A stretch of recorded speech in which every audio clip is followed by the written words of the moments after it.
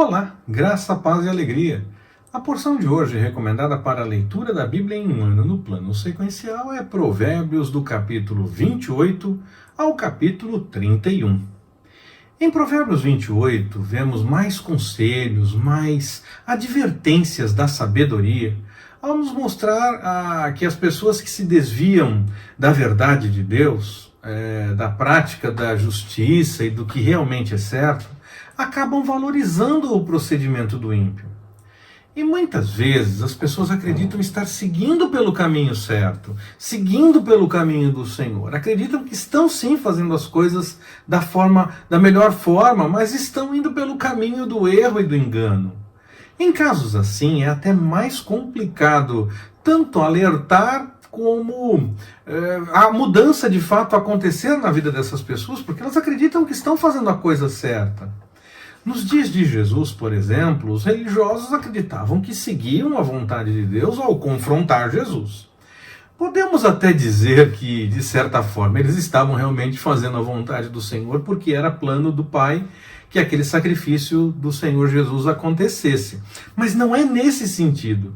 Eles acreditavam que estavam do lado de Deus, que estavam fazendo a coisa do jeito que Deus realmente queria, porque Jesus era um impostor, porque Jesus estava fazendo as coisas erradas e levando o povo ao engano. Então eles acreditavam que estavam fazendo o certo ao confrontar Jesus. E eles estavam, apesar de cumprindo o correr da história, eles estavam fazendo a coisa da forma errada. Jesus não estava ali como um impostor, ele era o verdadeiro.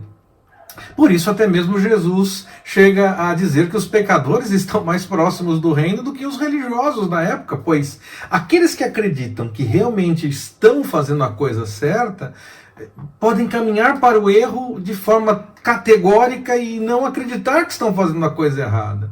Aquele que acredita que está errado entende o erro e busca a correção. Aquele que consegue entender o seu erro, ele busca então a correção, ele tem a chance de buscar a correção. Aquele que acredita que está no caminho certo vai dizer que aquele que está alertando o outro caminho é que está errado, e vai dizer que não tem como mudar para aquele caminho, mesmo que ele ache que o outro está errado, sendo que o outro estava fazendo a vontade do Senhor. Então, aquele que já tem convicção de que está no caminho certo, é mais difícil esse entender que está fazendo alguma coisa errada e se acertar com o Senhor. Claro, pode acontecer, nós cremos na atuação do Espírito Santo e tudo mais. Mas a própria fala de Jesus deixa claro isso, que os pecadores eles vão reconhecer mais facilmente. Aqueles religiosos que acham que estão todos com a doutrina correta, muitas vezes acabam indo pelo caminho do erro e nem notam. É muito importante ter claro os reais conselhos da sabedoria e da vontade do Senhor. Aceitar a correção da parte dele e seguir pelo caminho da sua vontade. Teoricamente, o capítulo 29 seria o último de Provérbios de Salomão. E este capítulo nos fala da disciplina, das pessoas boas que buscam o acerto e das pessoas más que preferem o caminho do erro e acreditam que é melhor seguir por aquele caminho mesmo. Pensamos muitas vezes em pessoas más que fazem maldade mesmo, mas quando nós lembramos que Jesus disse que o caminho que leva para a perdição é o caminho da porta larga, devemos entender que há coisas que podem não revelar uma grande maldade, e mesmo assim, por serem contra a vontade do Senhor, estão no mesmo caminho que leva para a perdição. O prudente, o justo, o sábio, busca a vontade do Senhor. O imprudente, o tolo, o ímpio, faz as coisas erradas, tendo como comparação, claro, a vontade do Senhor, desde grandes maldades até mesmo uma coisa boba que está contra a vontade do Senhor. Algumas pessoas podem conhecer ao Senhor apenas de ouvir falar, por conta do que sabem, do que os outros falam, até acreditam no que é falado, mas não possuem uma experiência pessoal com esse entendimento. Lembrando lá do final do livro de Jó, antes eu conhecia de ouvir falar, agora os meus olhos te veem. O sábio é esse que tem a experiência com o Senhor de fato, não apenas acredita que realmente é algo bom, mas ele tem essa experiência com o Senhor. As comparações desse capítulo 29 de Provérbios nos ajudam a notar essa questão da sabedoria com disciplina na vontade do Senhor, comparando com a tolice. Aprendemos então nesse capítulo que devemos entender que, por não conhecer ao Senhor, o tolo, no seu entendimento dessa experiência pessoal que busca a vontade do Senhor, e ele na verdade não tem essa busca, não tem essa experiência de fato, e aí não aceita mudar o que realmente é necessário, tem lá um entendimento qualquer que seja e acredita que está certo. O tolo então não tem essa direção para o ajuste diante da vontade do Senhor. As suas atitudes e os seus conselhos têm forte influência do pecado. E algumas vezes, quando eles acham que estão certos, os tolos acabam seguindo contra a orientação do Senhor. E eles acreditam que estão seguindo até a vontade do Senhor, mas estão se afastando dela. Alguns até acreditam que sim, estamos fazendo a vontade do Senhor, mas porque buscam, na verdade, os seus próprios interesses e não o desejo do Senhor, acabam se afastando da vontade do Senhor. É necessário tomar cuidado com isso. Eu falei agora há pouco que, teoricamente, o capítulo 29 seria o último capítulo de Provérbios de Salomão. Mas nós vamos até o capítulo 31. O que está acontecendo? Bom, os capítulos 30 e 31, nós temos as palavras de Agur e as palavras do rei Lemuel. O teoricamente aqui é para alertar para uma corrente de estudo que você pode encontrar em livros, que define que esses nomes seriam pseudônimos para o próprio Salomão. Mas eu pessoalmente acho pouco provável, pois não haveria razão para organizar um livro todo com o nome dele e no final fazer observação de 2 pseudônimos, sendo que seria ele mesmo. Acredito então que o fato de registrar outros nomes é para deixar claro que esta parte final seria realmente atribuída a outras 2 pessoas. Os 2, tanto o rei Lemuel como Agur, seriam de Massá. E esse nome aparece no livro do Gênesis, lá no capítulo 25, no versículo 14. Massá seria o 7º filho de Ismael, irmão de Isaque, filho de Abraão com Agar, a serva de Sara.